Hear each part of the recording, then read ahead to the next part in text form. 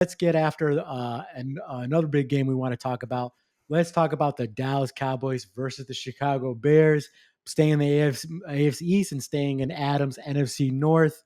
I mean, what can you say about the Bears? I don't know. It's like it's like you have so much hope for the Bears. Well, people I know have so much hope for the Bears, and it's like hoping I don't know. It's like hoping a It, drug addict gets off the drugs.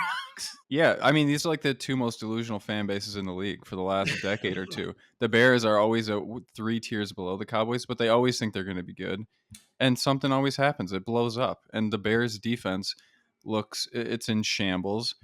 Caleb Williams has been okay, on and off, but man, I don't know that Ben Johnson knew what kind of shitstorm he was getting into.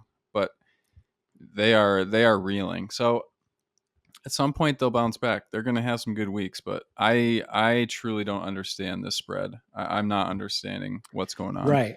So the Cowboys are coming to Chicago. The Cowboys are only favored by was it 1.5 points, and the over under is Yeah, 50.5. So they are saying Vegas, this is going to be high scoring and it's going to be close. Which to my logic is like, if this is going to be a blowout, I kind of lean towards more of the Cowboys. for sure. I mean, Prescott is slinging the rock. The guy's throwing dimes. He's got an awesome wide receiver duo. I don't know that Pickens has really been dominant yet, but I could really see things opening up for them. Yeah, he still draws attention because like you can't just let him go He because he does. can go over the top. Yeah. And He does. Javante Williams, the guy they got for that 1 year heap from the Denver Broncos, he's looking damn good. He has He looks good. 151 yards. Yeah, 51 yards rushing touchdown. And he did kill it in the receiving game last week.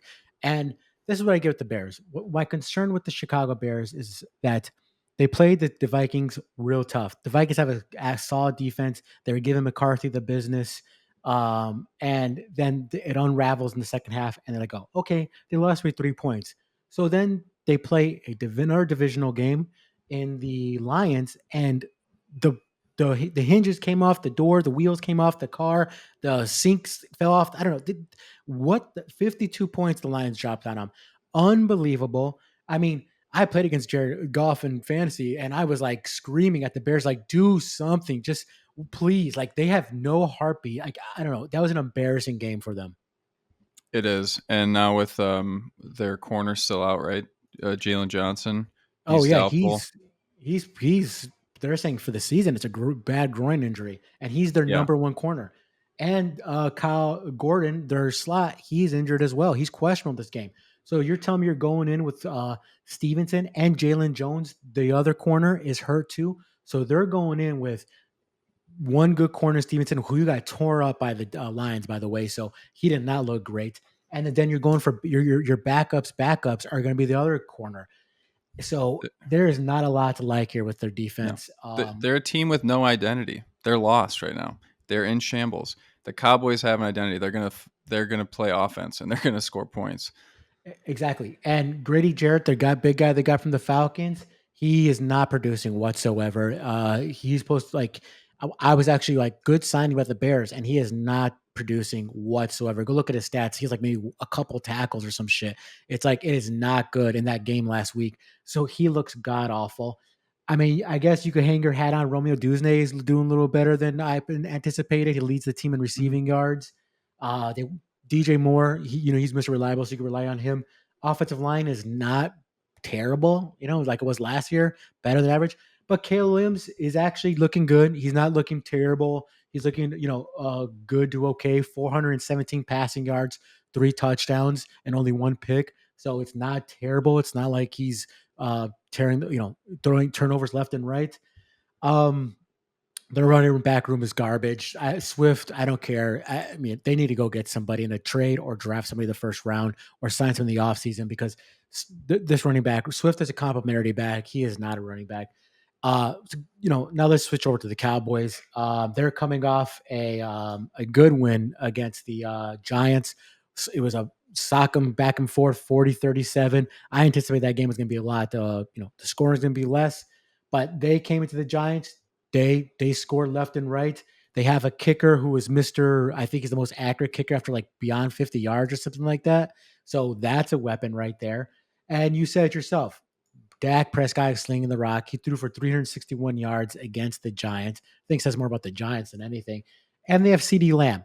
I think CeeDee Lamb is going to tear this Bears secondary up. I don't know. I have no confidence in anybody on that whole secondary. I don't care if they bring in somebody now on the I mean, on the free agent list. I don't think they can stop him. I think Lamb is going to tear this team out. And like I said, Javante Williams is looking great.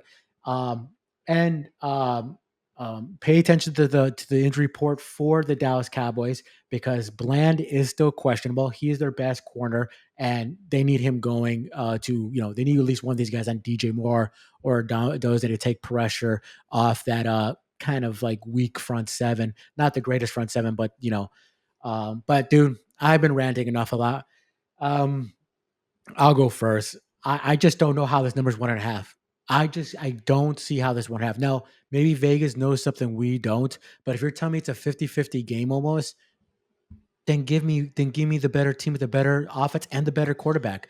I'm just gonna take it. To me, that's just like don't overthink it. Just look what your eyes tell you. The Bears, like you said, look awful. Their defense is everywhere but getting after the quarterback. And the give me CD Lamb to tear this secondary apart. I mean, I think you're going the same way here. I am, and I don't usually look at prop bets, but I would take any prop bet there is on CeeDee Lamb. I think the Cowboys are one of the few teams that just funnel their offense through their star wide receiver, where other teams should do it more often. But Lamb is going to get fed and then fed some more, and I just don't see how the Bears will hang in there. The only reason the Giants hung in there last week is because Russell's amazing at the deep ball, and sometimes he can just chuck it up with his eyes closed and magic happens. So the, Caleb Williams is not going to do that, and the Cowboys are going to crush him. I am going to save it for my best picks, but I'm going to move the line on this wildly. I wouldn't blame you because I don't know how this game is 1.5, and I don't know how that's 50. Like, I think the Dallas Cowboys has a better chance of stopping the Bears, and the Bears have a chance of stopping the Cowboys. So I'm with you. I think this is going to be like honestly, wouldn't be surprised if the Cowboys put 30 on them, and it's like 30 to 14, 13, 20, 30, 20, 21, if that. So yeah, I'm with you, man.